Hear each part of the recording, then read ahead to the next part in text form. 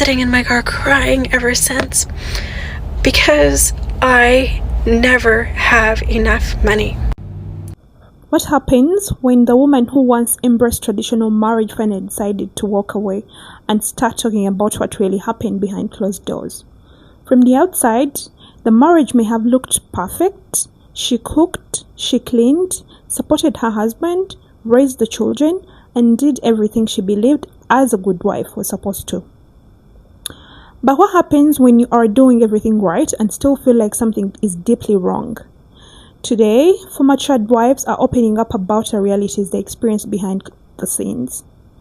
Things they accepted as normal, sacrifices they never questioned, and expectations they only understood after leaving. And some of these stories might completely change the way you look at traditional marriage. So, were they simply living the dream? Or were they sacrificing far more than they realized? Let's hear what these women have to say. I want to start this video by saying that I'm not asking for money and I'm not asking for sympathy. What I'm asking for is if you are a young 14, 16, 21-year-old girl, listen up. I drove to the grocery store. I need to grab some milk and bread and a couple things, flipped open the bank app on my phone, and I've been sitting in my car crying ever since because I never have enough money. And why do I never have enough money? Because when I was a 19-year-old girl, I fell in love. My Mormon faith told me that I was supposed to be a stay-at-home mom. I got married. I started having babies. I dropped out of college. I never had a career. My only jobs that I ever had in life were a waitress at the Olive Garden and managing a pretzel maker in a mall. Oh, my first couple years of marriage, I decided that I wanted to be an entrepreneur, so I bought a windshield business. I was 20. And my Mormon stake president reminded me that women weren't supposed to work, so I quit my own business, handed it over to my husband, took my name off of it. I would work our family business throughout the next 24 years of my marriage, but I never got paid. I didn't have a salary. My name wasn't on it. I literally worked for room and board. That's it. I would eventually also launch a custom home building company with my uncle as the architect and my friends as the builder, my designs, my realtor. But again, because my husband was the man, his name was on all of the projects, his name was on the business. I remember one of the last custom homes that I built, we sold it and made about a $260,000 profit. That money all went into his bank account. I didn't even have a bank account. I should have said that in the beginning. I never had a bank account. He would give me little envelopes of cash to go grocery shopping with. Anyway, that house sells, the money goes in the bank. I just asked if I could buy myself a piano with the money. I had worked on building that house for 2 years. All of the money went into his bank account. Nothing was under my name. I got a piano and I got a free house to live in. And I got groceries. So I found myself divorced at age 44 just 5 years ago, and within just a few months I was living in my car while he made about $250,000. He would eventually quit that job so that he wouldn't have to pay alimony and child support. He has only paid alimony one time ever in the 5 years since we've been divorced. Once ever. Right after my divorce, I remember being really confident about my ability to get a job, so I put together a resume.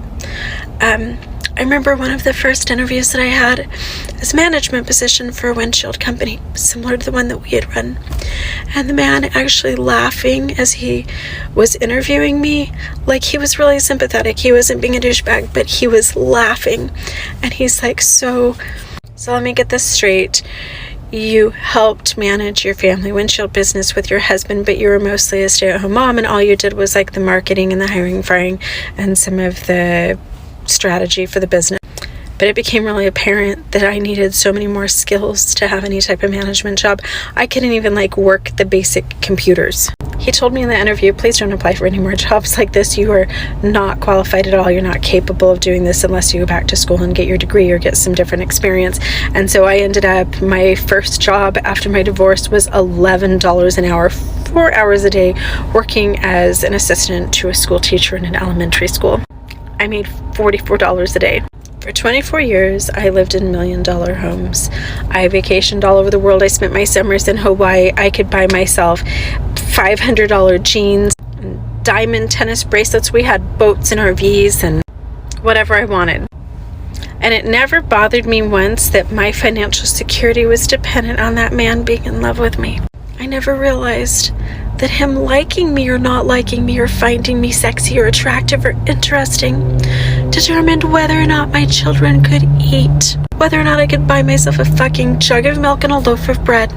So I had my 5th surgery in 2 years, 2 weeks ago, and I'm supposed to be in bed resting, and I can't because I worked 7 days a week since my divorce 5 years ago, which is why I'm covered in paint and looking like crap. We actually have a 4-day weekend here in Tucson, and since my partner isn't working, he's working on furniture flip partner projects with me. I have no retirement. I have no savings, no education, no resume. I was almost a straight A student throughout all of my education. I went to college at age 17. I had dreams for my future. I'm working so hard to get myself out of just perpetual side hustle hell. There's not a day that goes by that I don't wonder why. Why I didn't have a fucking backup plan. Why my kids eating and having stability was dependent on a romantic relationship. Why nobody told me to put money in the bank. Why nobody told me don't have babies until you have an education and some experience. Don't have so many kids. I wish somebody had told me to put my name on our vehicle loans and to put my name on our houses. I wish somebody had told me that it's okay to put those babies in daycare for a couple days a week and go to college and have a job. And I think I need to do an entire Trad Wife sequel, because you can be happy and rich and loving your life like Ballerina Farm until the guy walks out. I want you guys to imagine for a minute, even rich Hannah. If Deanna walked out, if all of his financial backing and he had to sell the farm, and then what does she have? Find another rich boy to marry? I just don't want one more woman to DM me, comment, send me their stories, cry to me about how hard it is for them to support their families, and I am so tired of living my own story.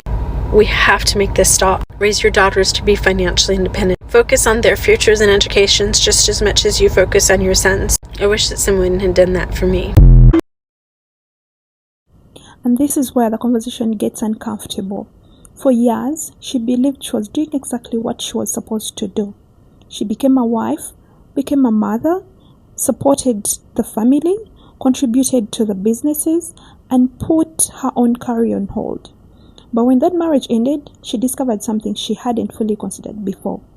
Being needed inside a family doesn't necessarily mean you're protected outside of it. She had spent decades contributing to the businesses and helping build wealth, yet very little of that professional identity was actually in her name. And when she suddenly had to stand on her own, she wasn't just dealing with the emotional aftermath of divorce. She was also trying to rebuild a career at 44. And I think that's the part young women really need to think about. There is absolutely nothing wrong with choosing to be a stay-home wife or mother, if that's genuinely what you want. But while you're building a life with someone, are you also making sure you have the skills, financial knowledge, experience, and independence to survive if that life ever changes? Because you can love your husband, trust your marriage, and still prepare for the possibility that life doesn't go according to plan. Her story isn't necessarily an argument against traditional marriage. It's an argument for not losing yourself while you're in one. Let's listen to what more have to say. Human nature takes over, and it doesn't matter how much you absolutely feel like you're in love and this is going to work forever. Human nature is a thing, and humans grow, evolve, and change, and that is the only certain thing that we know. I am right now a single mother to 4 kids. I'm 41 years old, and I was married for 10 years and realized that traditional gender life is miserable and lonely and sad. And I was convinced that if I just found the right words to explain to my husband, the man who watched me birth 4 of his children unmedicated, saw me struggle through the adapting and changing of becoming a mother, I was so positive that if I just found the right words, the right combination, the right moment to say this perfect combination of words, he would finally get it. He would wake up and he would see, oh, I didn't realize that this is what I'm so sorry. I'm so sorry. All the previous conversations that we've had, the 10 years you've been explaining these things to me and how they've only gotten worse. I've never really improved any of these things you've been asking me to do. Babe, I'm never again. From today on, I'm your husband. I'm your faithful husband, like I promised you that day. But that's not reality. He does know. He does know. He's an adult. If he is an adult functioning in this world, he's got jobs, he's got other relationships that he's able to maintain. He can go to the grocery store and come home without, dying or getting arrested. He's a fully functioning adult that absolutely understands the pain he's causing, but he also understands that you are beholden to those marriage vows, not him. He knows that you hold to those marriage vows tightly, that you are bound by them, but clearly he's not. So if you're staying in a marriage because it's been any length of time, number one, that's the sunk cost fallacy. You're just staying because there's been a long time, but it's never going to change. And he is never going to wake up because he already is awake and he is manipulating the situation for his benefit, and he will continue to do so as long as you allow it. I was a trad wife for 15 years and it completely destroyed my marriage. I started living the trad wife life before it even had a name. When my kids were little, I did all the things. We cloth diapered, we homeschooled, we took nature walks instead of watching TV. I taught them to read myself. I even helped a midwife deliver babies for a while. And my father was so proud of me. But my mom, she was so worried about me.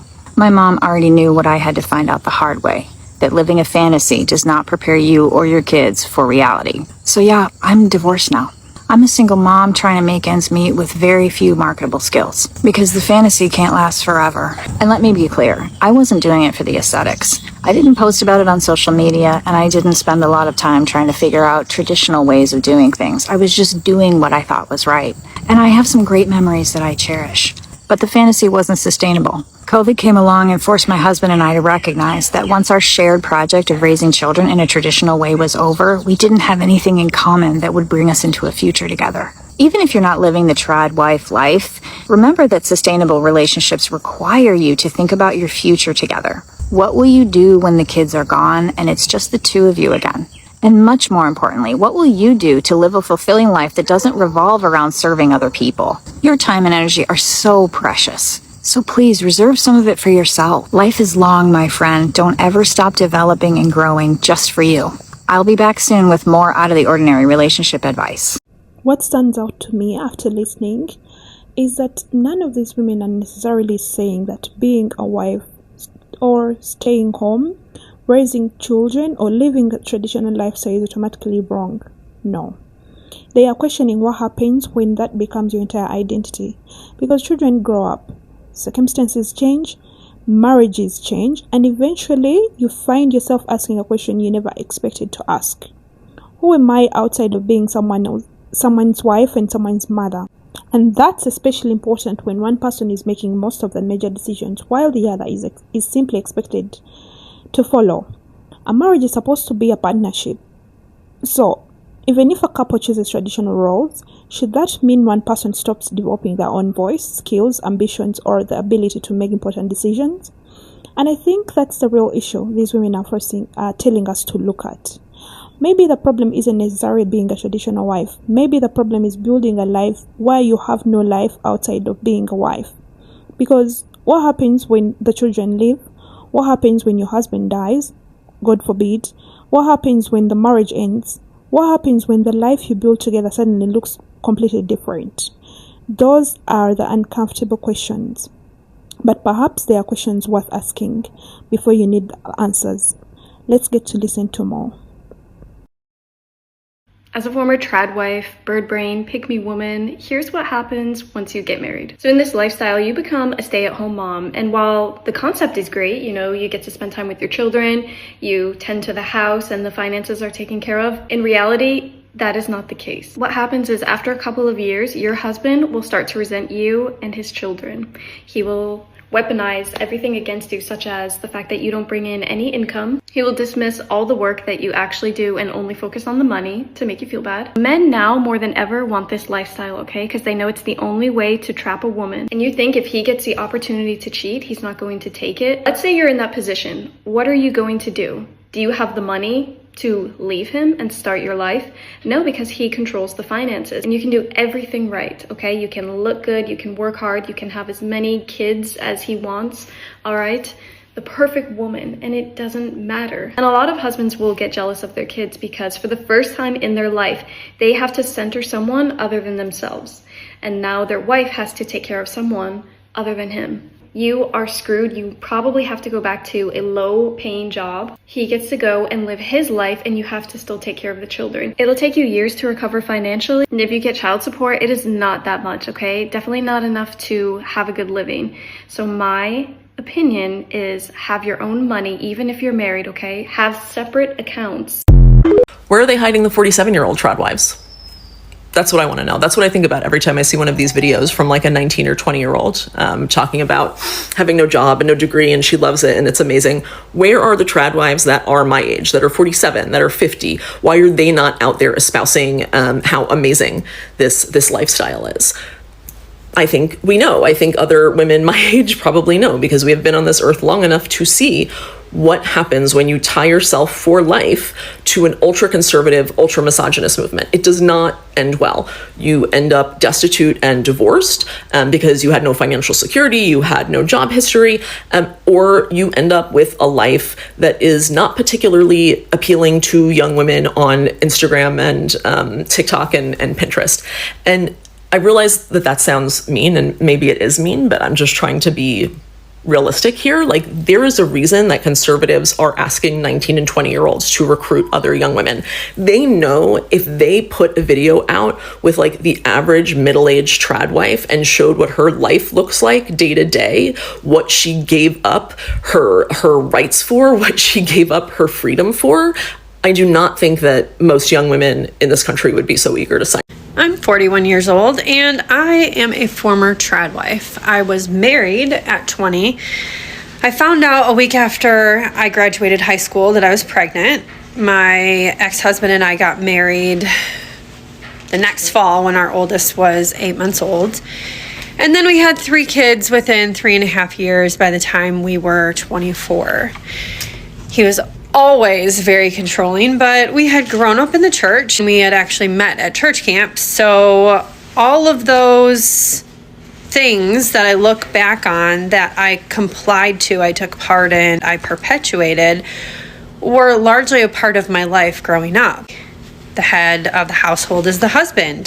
The wife's job is to support her husband and love him. You don't speak ill against your husband because he's the head of the household. He's actually closer to God than you are.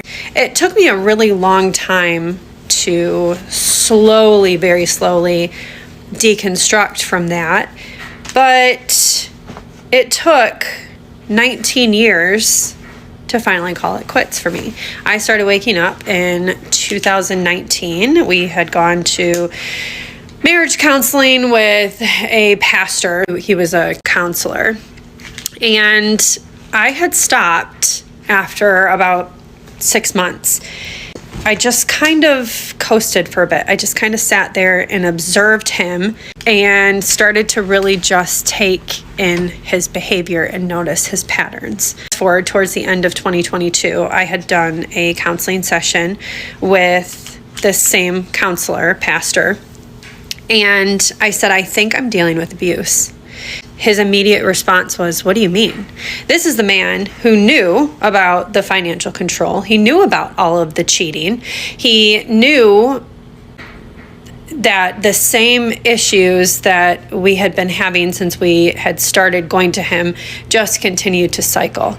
And he knew about my ex-husband's patterns of behavior. In fact, this pastor and the senior pastor of that church, I reached out to them when I had finally decided to file for divorce. And I said, I would really like both of you to be there. You've both been a part of, this whole journey. And it was my understanding in the beginning that if I had chosen not to continue with this marriage, in God's eyes, that was okay because of everything that my ex-husband had done for decades to violate the marriage covenant. So I never heard back from either of them.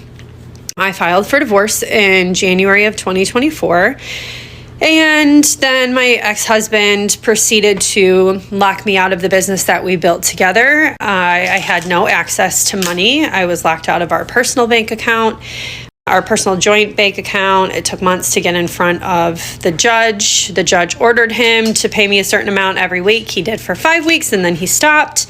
I, at this time, was continuing to borrow money from my sister for legal fees and just basic living expenses. So he wore me down. I was exhausted. I was sick. I didn't have any more fight in me. In October of 2024, we settled, and I knew that if I had just gotten my house, that I could have at least something to start over with. Now, having been a trad wife for over 2 decades, I am working for $12 an hour and going to school full time, and my very small amount of alimony ends in October of 2027. So I'm against that time clock as well. So the 2+ decades that I put into my family and my husband, building him up and protecting his image and covering his egregious sins against me, has led to me being 41, working for $12 an hour, going to school full time, trying to figure out how the fuck I'm going to support myself for the rest of my life. So for all of you fresh, young, 18, 19-year-old kids who glamorize the trad wife lifestyle, just know it attracts abusive men. Normal, healthy men want you to be autonomous. They want you to have your own life, your own thoughts and feelings, financial independence, and you are a child at 18, 19, 20, early 20s. So I don't know if this will help wake up anyone who is contemplating that lifestyle, but just know, us 40-year-old trad wives and former trad wives don't have platforms because the vast majority of us got burned. And usually it's after decades of completely destroying our health, minds, bodies, and giving everything that we could possibly give to be left starting over alone. So I've been a therapist for 30 years, and I've been seeing traditional housewives for the entire time. So the 20-year-olds think that traditional housewives is a new thing right now and a way to stand out. No, it's not. Our mothers and grandmothers and great-grandmothers, this is the only option that they had. They think they're onto something new here, but this has been the standard. So now, as these women have aged, and as these women have aged out of what their man thinks is good for them anymore, these men have dumped the women because they would rather have a 20-year-old now who has a better attitude. I shit you not. This happens all the time. So the woman doesn't have any money, and she's got no aspect for work because she raised her family, and she raised this man child who gave her no money while she was raising everyone. He would take that money. This is so standard, it's amazing. Like, if you're a traditional wife, this is going to be your story, unless you're one of the lucky 1%. What these guys do is they give their wife very little money, and they give them a hard time when they give them money. So they'll be like, why did you spend $4 on TP? While the wife is at home with the see-through TP going, this really sucks. Or he'll be like, why didn't you make a better meal, but I only gave you $4 to spend on it?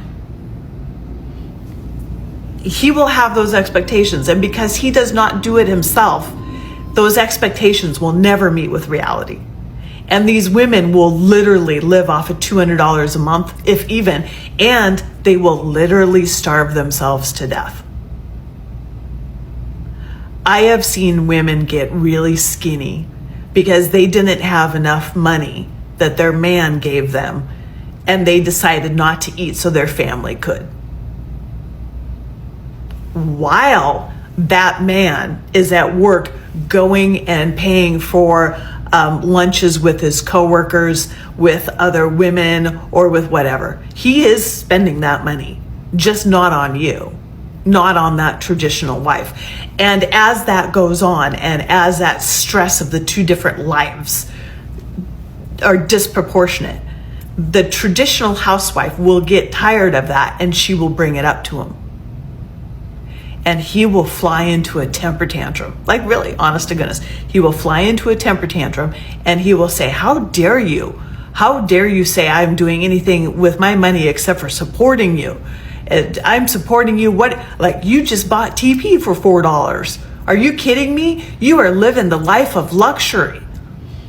Meanwhile, he's just spent $300 on a lunch with a woman that's trying really hard to impress him so she can become the next traditional housewife. Now, this will happen for the guy forever.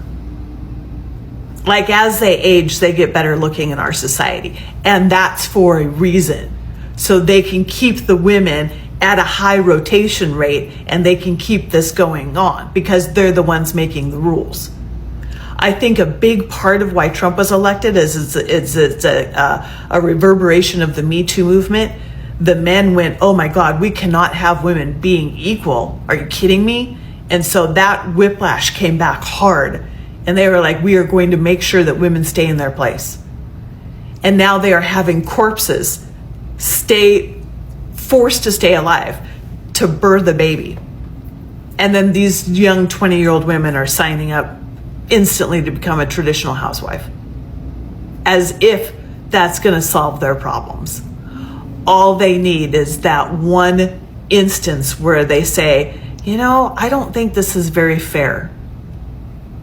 And that is the beginning of the end for them. And then that is when their lives start to unravel, and they start to figure out how well and truly effed they are.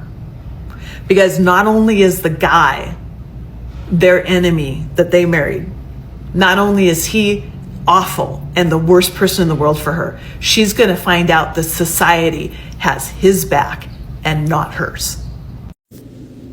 The point of my video was not to shit on a traditional marriage or a traditional lifestyle where the man works and the woman stays home. The point of the video is, as a woman, you always need to protect yourself. You always need to be in a position where if shit goes haywire, if things change, if your partner dies, you are able to provide for yourself and or your children if you have them. The issue with most women who go into a trad wife lifestyle is they're not thinking about that. They're not thinking worst case scenario. And I know they're saying, some people are saying like, oh, well, we have prenups, or, oh, I have a savings account. That is finite. That money is finite. It will not sustain you for the rest of your life.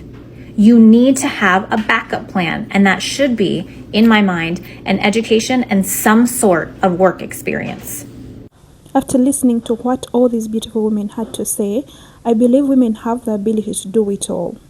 If being a stay-at-home mom is what you and your spouse both agree on, and that works for y'all, great. However, women should not be looked at negatively because they have the desire to work, follow their dreams, or achieve their goals. And if anyone brings up submission, one has nothing to do with the other. A wife can be a successful businesswoman and still submit to her husband. I think the biggest thing that's overlooked is that men want women to submit, but the question is, are they submitting to who they're supposed to submit to? Some men love to skip that part of the scripture, and submission doesn't mean do whatever I say you do. So if you enjoyed this conversation or discussion, please don't forget to give it a thumbs up. Give this video a thumbs up. And if you have any other thoughts or anything that you want to pass across, please, you can add that in the comment section. Add your comments, and please remember to keep them respectful. I love y'all. I'll see you in the next one. Bye.